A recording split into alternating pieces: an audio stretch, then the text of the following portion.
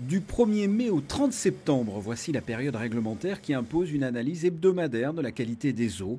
Ces tests sont effectués par la direction de l'environnement. La qualité des eaux de baignade est donc préservée et surveillée. C'est une priorité pour l'État. La direction de l'environnement est équipée de laboratoires.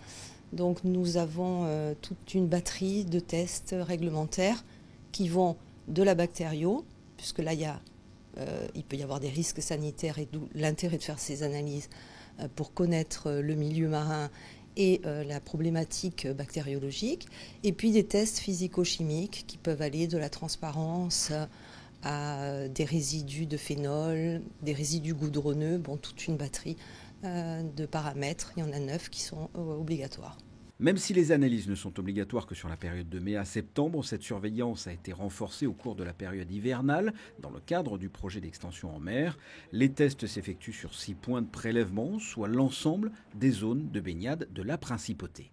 Sur les anses du Larvoto, la transparence était bonne. On a fait un prélèvement il y a 10 jours, plus tous les prélèvements tous les 15 jours en saison hivernale. Et puis ce matin, justement, les équipes sont parties prélever, puisque c'est le premier prélèvement de la saison balnéaire. L'eau était transparente, il n'y a pas de souci.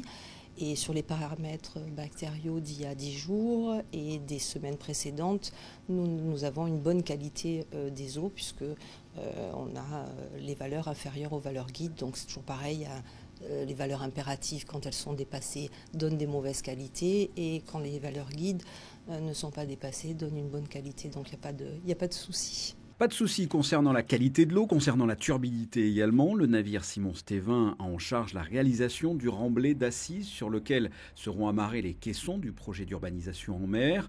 La turbidité créée lors de certaines phases du chantier est un phénomène connu. Des particules de poussière calcaire naturelle se disséminent dans l'eau. Elles se matérialisent en mer par la constitution d'un nuage blanchâtre.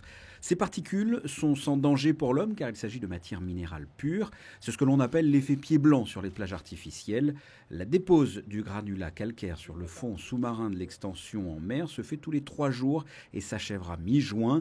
L'apparition épisodique d'un nuage blanchâtre cessera donc après cette période.